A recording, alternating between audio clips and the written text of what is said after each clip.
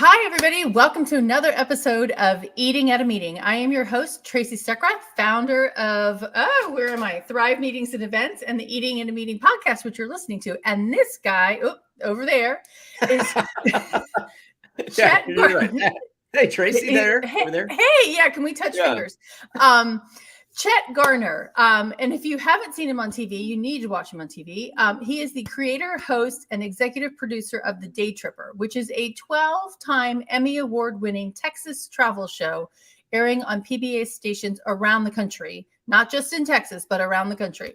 He lives in Georgetown, Texas, where his base is his show and his wife and 5 kids. Right. Hello, how are you? Hey. It's good to see you again, Tracy. Likewise. We met up at the Southwest Showcase, and you told me what you did and everything. I was like, this is really cool. Yeah. So happy to be here. Thank you. And you were really cool. I mean, you were the keynote speaker over a lunch, and I'm fascinated. I mean, I think Texas is big enough to do day trips all over the town. And you've done it for how many years now? Gosh, we're in season 13. And for us, it's a season a year. So this summer will mark a full 13 years on the road. Wow. Yeah. That's amazing. It's a lot of trips, a lot of barbecue, a lot of miles. And speaking of barbecue, on your website, you've said you've eaten 1,000 pounds of barbecue have been devoured. Give or take. I think that's probably correct. Yeah. It's probably that's probably old even. So update that. I'm just not exactly sure how to measure poundage of barbecue. You need to talk to good formula. You need to talk to Aaron in Austin and ask him what best way to measure. Yeah. Sure. Somebody just tagged on here that they love the Daytripper, so I got to come over here to LinkedIn and see who that was. Karen Fogel, out of Plano, Texas. Hello, my friend. Yeehaw. So 13 years of doing this. What prompted you to do this? Oh man, I was a disgruntled attorney. I'll put it that way. I was doing a job that I just wasn't passionate about, and I love travel.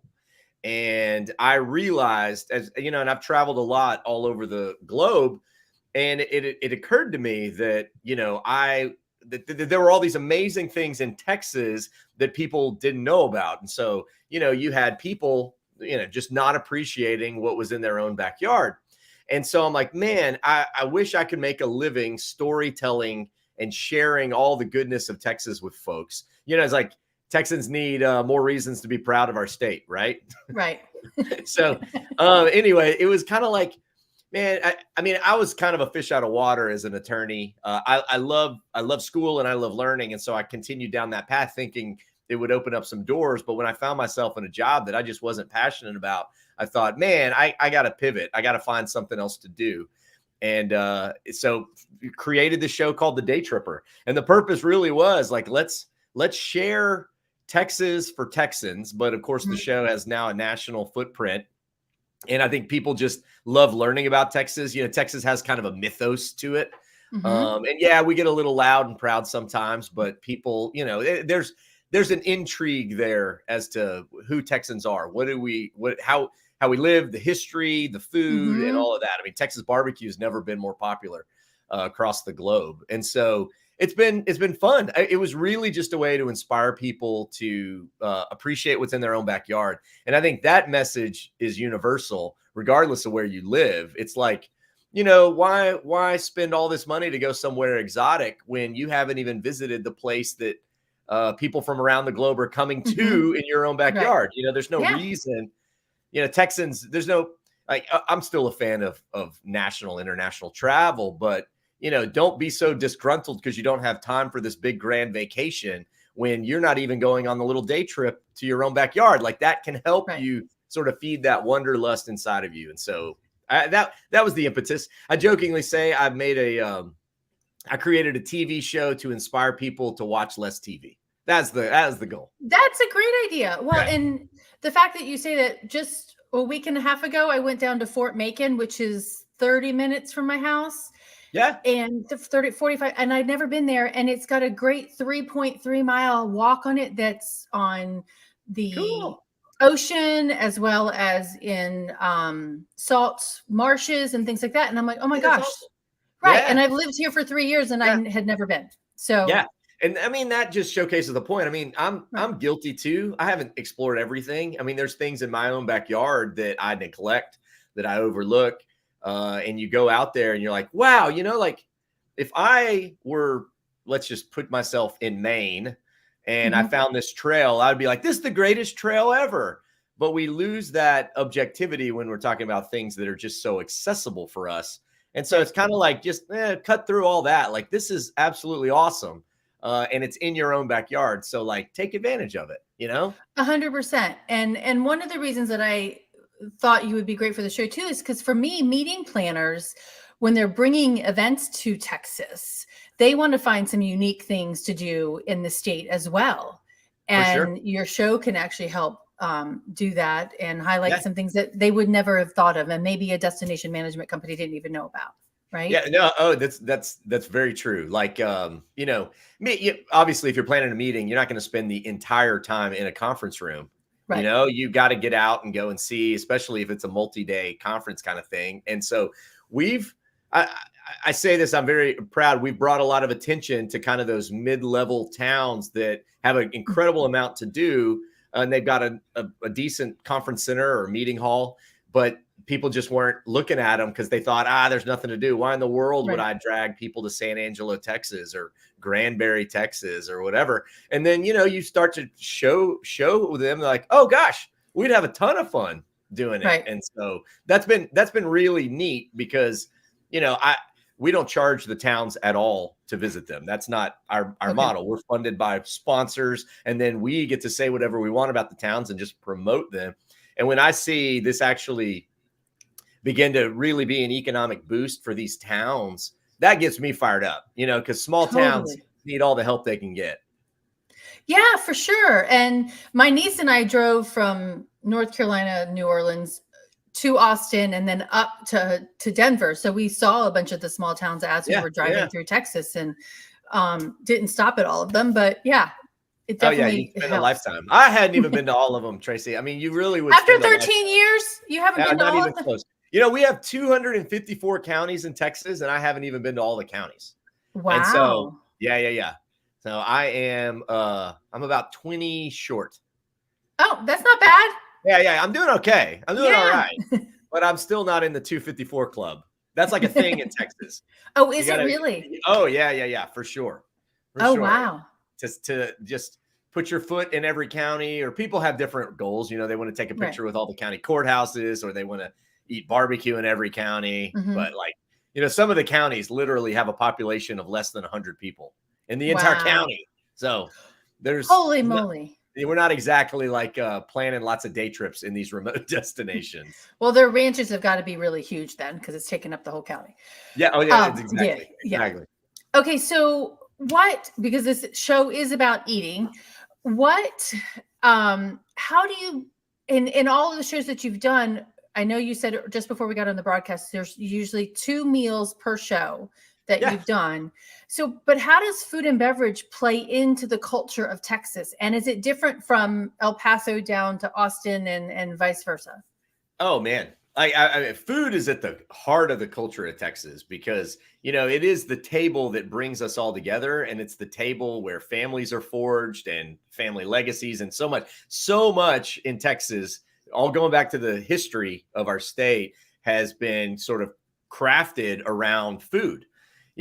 Where can you get food, eat food, hunt food, gather food? And then Texas is unique because we've been at this crossroads of all of these different cultures. And so you've got the Spanish and Mexican influence coming from the South. You've had Native Americans. You've had the Southern cuisine that's trickled in. And then Texas coast was a huge immigration port. And so you have, it was right behind Ellis Island. So you think of New York being like, oh, this huge place with all these great cultures, where Galveston and a little town called Indianola were right behind that. So you had Germans, Czechs, Polish, Italians, everybody was coming to Texas. And so there's this big mishmash of culture, and the state's so big that we've got all these different regional cuisines that are fantastic. And so if you want to understand a culture, you need to understand what they eat, because so much of their history is wrapped up in the food that they form. And like, one of my favorite things, Texas has a few of these. Like, we have regional dishes that you can only find in like one little area of Texas, and they don't exist outside of them. Like, no one makes them. And so I grew up in Southeast Texas, and barbecue crabs were just ubiquitous. And barbecued crabs. And so they're deep fried. They're not even barbecued at all, but they're blue crabs. They get dusted in the seasoning and they get deep fried. And then we would sit around tables with this literally like a pile of crabs. And you would just go there and you go after it for an hour or two, drink a beer with your buddies. And then I came to UT in Austin and started looking for barbecue crabs. And everybody looked at me like I was crazy. And then come to find out, like, they're like, what, y'all don't eat barbecue crabs? It's impossible. Then they're like, we've never even heard of it. You're, you Cajun, get back in the swamps. And so come to find out, they don't exist outside of the county I grew up in. They just don't. Wow. So, I mean, and I grew up in Maryland, and so I have Maryland blue steamed crabs. So they're steamed, they're not fried. Okay. Yeah. That's awesome. See, if I trip to Maryland, the first thing I would do would be to eat those crabs. I get fired up by that. A couple weeks ago, I found another one of these little regional delicacies at in a French town, and it was at a meat market, and it's called parisa. It is raw steak ground with cheese, jalapenos, and onions. And then it just comes out of the grinder like it's going to be in sausage, but it doesn't go into sausage. They put it in a pile and you eat it on crackers. Totally raw. And it was delicious. It was delicious. And it doesn't exist outside of this town and one other town. And so like, wow. I love stuff like that. And of course, I mean, I could talk for hours about Tex-Mex culture, where that came from, barbecue, where that came from. And then, chili, which is like a Mexican, it's the whole base of the Texas food pyramid practically. Go ahead. Yeah, no. Well, I mean, how much do you want to know? We can start the master's class. I love food. Food tells a story. It really does. It does. And I know in San Antonio, and I've had a couple of women from San Antonio, it's a city of gastronomy. Yeah. So, I mean, it's actually been named a city of gastronomy. Who does that? I didn't know that. San Antonio can eat good. And there's like a taco war between San Antonio and Austin about who has the better tacos. But I think it's San Antonio. Well, and it's actually my friend in San Antonio actually posted something that says, I react to the word tacos as dogs react to the word walk. Yeah, exactly. Yeah, so it's UNESCO, United Nations Educational, Scientific, Cultural Organization, has named San Antonio a city of gastronomy. City of gastronomy. Okay, sounds fancy. I know it does. Sounds fancy. That's cool. So, where is there a food that you've really, besides the raw beef with cheese in it, is there any other food that you've eaten? Snake? I mean, rattlesnake. There's the rattlesnake roundup in Sweetwater, Texas, that all these ranchers bring in rattlesnakes that have kind of infested their land, and they weigh them, do a little research on them, and then they chop them and put them in the deep fryer, and everybody eats them. It's pretty crazy. And if you want to, you can skin and gut your very first rattlesnake right there on site. It's wild. And so rattlesnake for sure. One thing, we were down in the valley, the Rio Grande Valley, which like really rich Mexican traditions, and they were making authentic barbacoa, which is cooked with a cow head in the ground. I took it out. The owner's like, "Oh, hey, it still has the ojo. You want to try it, Chet?" I was like, "Oh no!" And then so he literally, ojo means eyeball for those that don't know. Full cow head with the eyeball still in the socket, and he plucks it out, puts it on a tortilla with a little salsa, and hands it to me. I was like, oh. Anyway, but I'm a good sport. I'm like, as long as it's not going to kill me, I'm going to eat it. And but it was terrible. It really wasn't. It wasn't good at all. Barbacoa is delicious. Don't eat the eyeball. What's the rest of barbacoa though? It's the cow face meat. So it's wow. mostly the cheek meat. And so you've Mm-hmm. got these big jowls on a cow that you can pull Uh-huh. off. The meat is incredibly tender if you cook it long enough. And then there's some other pieces of face meat that you can get out of there, as well as the tongue. Chop the tongue up. It's Texas for most of its history has been a pretty poor state, and so we had to learn how to utilize every piece of the cow From nose to tail. exactly. Right. And it's in other cultures, well, and actually apparently in Texas too. I mean, they do eat it from nose to tail, so it's important. Yeah. It's a thing. It's a thing. Well, and I noticed, and this is really mean for all those people, but it's Easter coming up, and you have on your blog, 5 places to eat rabbit in Texas. I'm gonna sound like this wild cowboy. Kill it, eat it. If it moves, eat it. But hey, I believe that we've got animals to enjoy, steward well, of course, but to enjoy for sure. And rabbit, if you ain't never had rabbit, it is delicious. Now, there's not a lot of meat on a rabbit, so it's typically served with the bone in. Like you'll get a rabbit quarter that you got to kind of pull apart. But yes, indeed, there are places that have rabbit. One of the absolute best, it's rabbit and dumplings with biscuits on it in Contigo in Austin, which is very much one of those like nose to tail sort of places. Right. It's funny, like that's become a big trend nowadays, but in Texas, that's something we've been doing since the very beginning. Right. And so, oh gosh, rabbit, gravy, biscuits. How could that not be good, Tracy? It tastes kind of like dark meat chicken, if you want to know. Okay. All right. Kind of like squirrel, if you've ever had squirrel. No, I have not had squirrel. I have a whole bunch of them in the backyard, but I am not going to go do what you just did and kill them all. Yeah. No, thanks. Okay, so let's talk about different types of places to eat. So I saw, there's high-end restaurants, there's cafes. I know that you had a blog about cozy cafes, ranches. Any favorites, or is the whole gamut? I'm always looking for a mom and pop restaurant. That's what I love. I love supporting local businesses.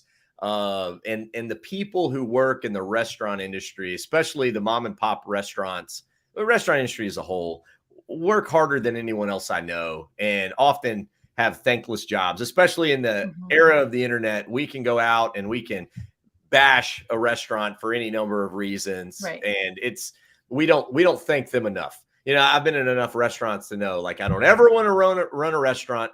I don't ever want to own one. Like, I'm happy, like, to pay you whatever you want. We'll sit down and eat the food because it is a tough job. So I'm always looking for the mom and pop places, where someone's back there and it's truly a passion that's coming out. And you find that in a cafe, barbecue joint. You can find that in a high-end steakhouse as well. But if you're going through a small town, you want to look for the fullest parking lot possible. And it might be the dirtiest building you've ever seen, but if the parking lot is full, it's going to be awesome. And especially if there's police cars. If the sheriff is there or the police cars are there, that's the joint right there. So that's a really good tip. Yeah. Because the cops and sheriffs, they know where to eat. So that's a really good point. Okay, so one of the cities that my niece and I drove through was Amarillo. So where in Amarillo? Yeah. Do you have a place in Amarillo? Love I Amarillo. almost got bit by a dog, but what? Yeah. Were you trying to pet a stray dog? No. Well, sorry about that. If it gets too close to a barbecue joint, we may eat it. I'm just kidding. We don't eat dog. We eat a lot of weird stuff. We do not eat dog. But there's a place, I think, if you're starting in Amarillo, like Amarillo, right? Ranching town, cows. So you're going to find incredible barbecue burgers, steaks.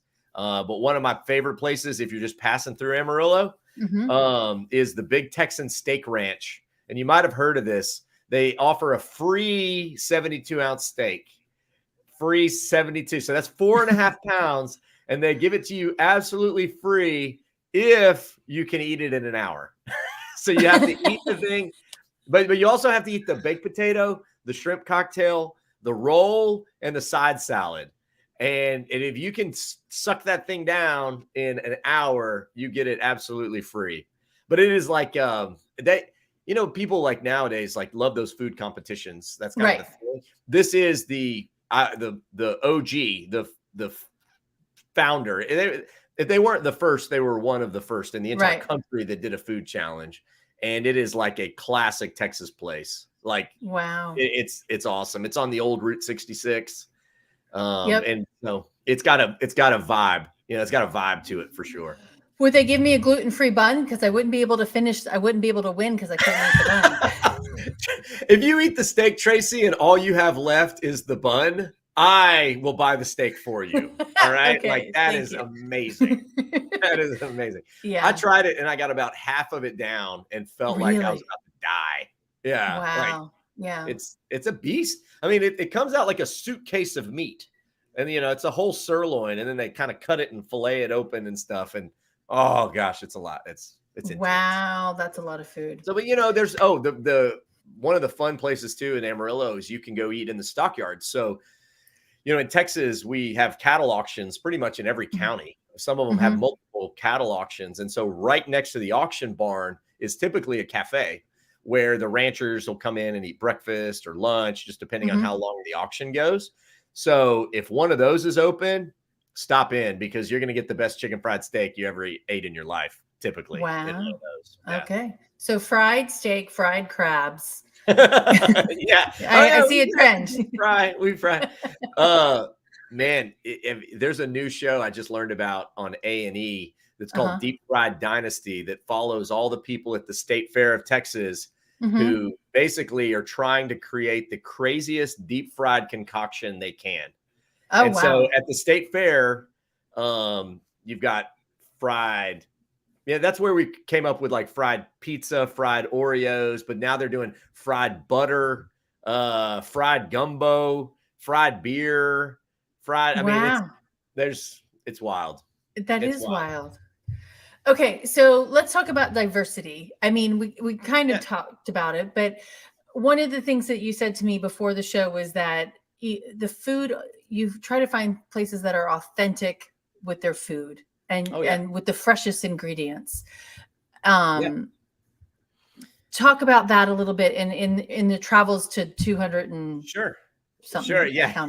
Yeah. I mean, I love it when I go to a restaurant and I try to order what I think I want and they say, sorry, we didn't make that. It's not in season, because that means that they're actually paying attention and changing their menu up based on the seasons, which is how we should be eating anyway. I mean, that's like, it's so much better to find local vendors, and whether that's the meat, which I mean, beef's always in season, but like whether it's the meat or the chicken or the produce or just the beets on the side of the salad or whatever. I hate beets, by the way. Oh, I love them. I'll give them I'll go lick a bag of mulch soil if I want to beet. But you know what I mean? Like whatever it is, like the dessert when they're like, oh, it's peach cobbler, but these are Fredericksburg peaches, and we only make this in June, July, and August because that's when the peaches are coming in. So I think it shows an incredible amount of focus and attention to the food. And if a place cares that much, the food's going to be awesome. The food is absolutely going to be awesome. So I do look for that. I want places that are authentic to the region where they are. For instance, I'm not going to eat Tex-Mex in El Paso because El Paso doesn't really do Tex-Mex. They do chili sauce. So Tex-Mex is all about chili con carne, which is meat chili on top of the dish. But like you go to El Paso, you start to drift over into that Southwest cuisine. And so that's all about pureed chili pods. So your verde and your red chili pods, but no meat is going to go in the sauce on the enchiladas. And so like if I'm there, that's what I'm going to eat. I'm not going to eat Tex-Mex because it's not what they do. It's not what they've done for forever. In the same way, like, I'm not going to go down to the Texas coast and order a piece of swordfish like that. Who knows where that came from, but I'm going to order a piece of redfish or trout or flounder, something that got caught right there. So that's, I do do love it when places kind of like recognize their region. They recognize the influences of the cultures of their region. And, a lot of them were raised there. And so they're continuing on kind of what that area is known for, the things they grew up on, I was going to say the mom and pops are making the mom and pop food. Yeah, exactly. Yeah. Exactly. So that's what I love to do. Not to say you can't find great Cajun food in Amarillo, but I'm not gonna seek out a Cajun restaurant in Amarillo. Right. Yeah, that makes sense. But then I also love the fact that with what you just said too, like in San Antonio, but coming up from Mexico and South America, but you ate Hungarian, and the ethnicity of the people who came from other countries that have brought it into that Tex-Mex. Yeah, see, that's really fun. Like, we found a Hungarian restaurant in Kilgore, Texas, which is the East Texas. And normally I'd be like, I'm not gonna eat Hungarian food in Kilgore, but I'm like, wait, what? I've never come across, in all my years, I've never come across another Hungarian restaurant. There must be a story here. And come to find out, Hungarian to the core, making traditional Hungarian food because the ingredients they could find here, right? Or they're importing what they couldn't, like Hungarian paprika and Hungarian sausage.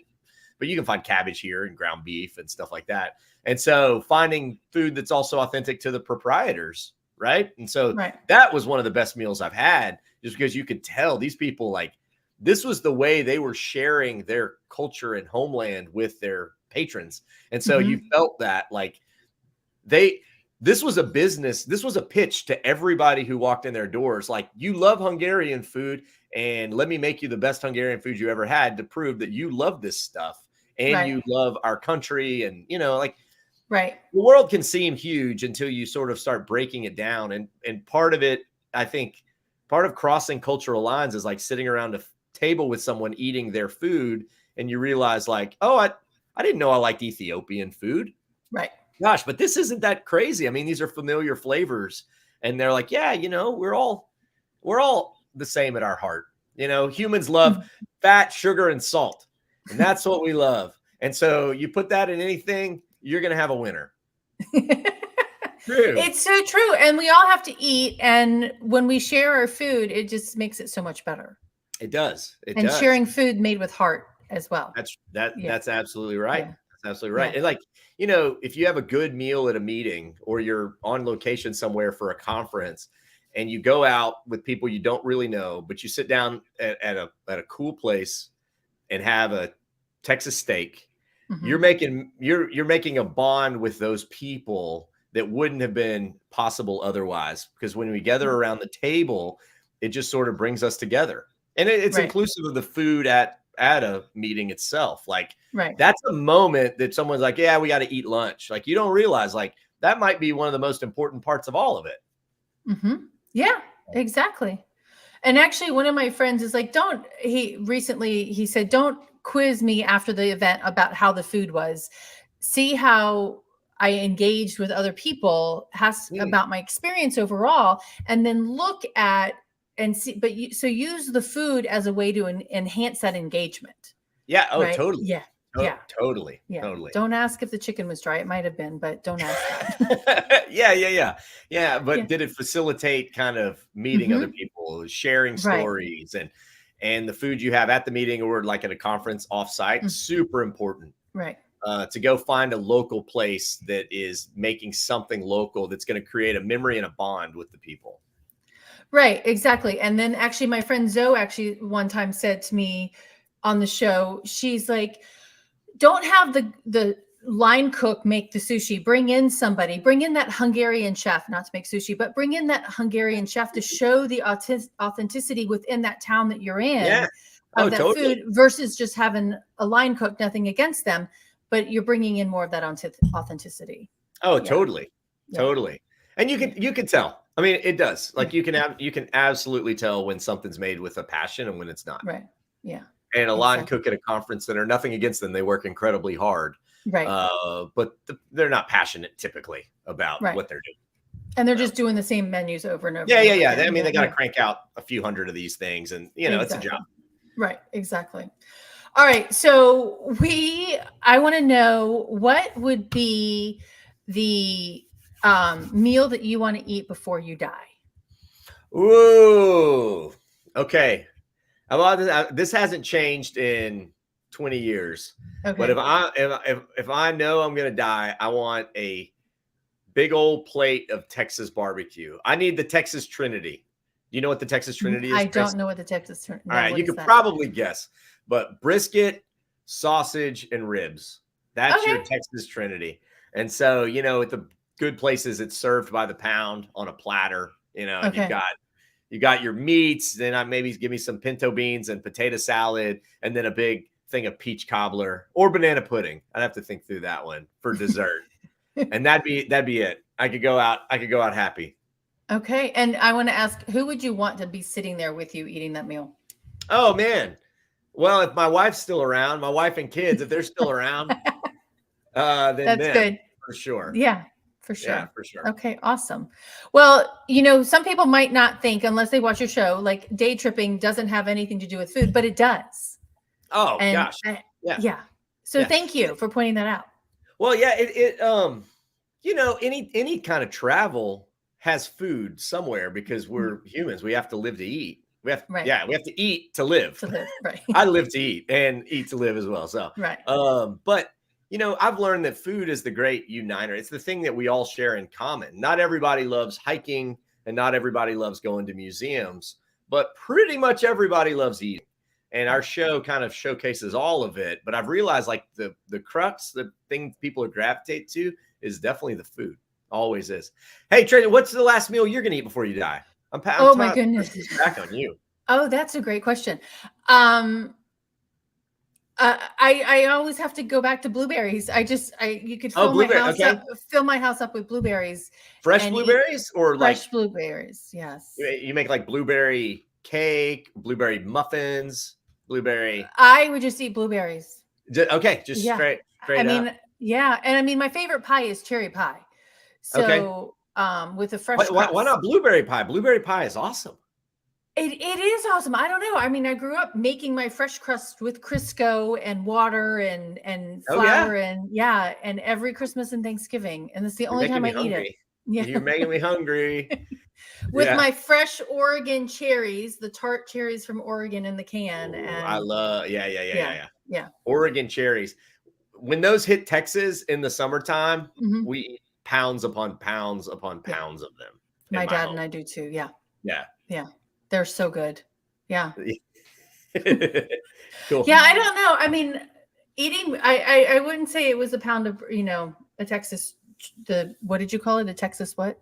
Texas Trinity. Trinity. Yeah. No. Trinity. Yeah. It's just Texas barbecue, but it's it's like your three meat plate. Things, yeah. Yeah. I do probably need to get down and eat some barbecue from Aaron in Austin. Because he came to the Atlanta Food and Wine Festival when I worked that event in 2012 and 13, but I never got to eat it then. I need him. Franklin barbecue. Just go early. Like, you got to have 2 hours to sort of sit there and wait in line. Right. So exactly. People bring a cooler, a Lone Star beer, and then you just sit on it and wait. And then you're especially it's all a plan to make you like insanely hungry so that you order like 4 times the amount any normal human could eat, and then he sells out faster. And I know. I was gonna say, right? Yeah. you order 4 times, and then I get there, and there's nothing left to eat. Yeah. Right. Yeah. Right. So, all right, Chet, you've got to go produce another episode or edit another episode. I'm editing a Fort Worth episode that'll come out in next month. So we're finishing it up. How often are your shows? Well, we make 13 a year, but they come on every week. Just it's either new or reruns. Okay. All right. Awesome. Yeah. And can you tell anybody any fun where you're going next? Let's see. My next trip, we actually just wrapped up the season, but we went to some fun places that'll come out in May. Let's see. We have an episode on Green, Texas, which is north of San Antonio. That's like a very country Texas town, oldest dance hall in Texas, Guadalupe River, beautiful town.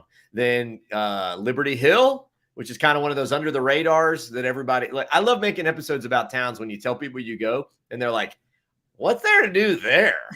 And then you realize they're like, oh gosh, I want to go. Castroville, which is west of San Antonio. Then we finished the season with a Dallas episode and a Fort Worth episode. And you could probably go to Dallas and Fort Worth multiple times. Oh, yeah. We've already done episodes on both of those towns. So this is kind of like the return trip where you either pick a different region of town or a different theme or something like that. So it's fun. It's super cool. Very cool. Well, thank you for showing us around Texas. And my pleasure. Yeah. You can tell I'm kind of passionate about this. This is what I love. I love doing. I love talking about. And, it's a thing that I hope to do until I die. Truthfully. I love it. I love it. That's awesome. Thank you for that. I mean, people need to know more about our own country, like you said at the very beginning. Oh, yeah. Explore what we have already. There's people all over the world who want to come to Texas. And it doesn't matter where you live. I mean, Maryland, anywhere. Like there's people from other places that want to go there. Right. So, you just have to take that, just be objective. Why is it that I'm trying to leave for every vacation and then turn it back in and be like, oh, yeah, it's that thing. Like, you don't do the tourist stuff until friends come to visit you or family comes to town. Like, why aren't you doing this more often? Like, these are the things that make your city or state great. Right. So, well, and a lot of times visitors want to go to the dives or the local places. They don't want to go to the tourist places because they want to get the authenticity of that place. So, totally. Well, I love it. So thank you very much for what you do. Yeah, no, thank you. Thanks for having me on, Tracy. You're welcome.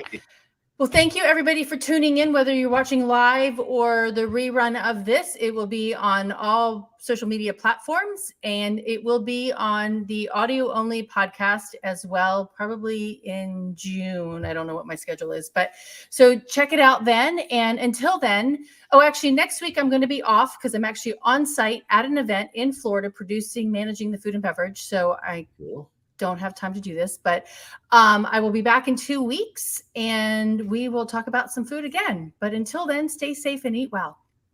Yeah. Thanks, Chet.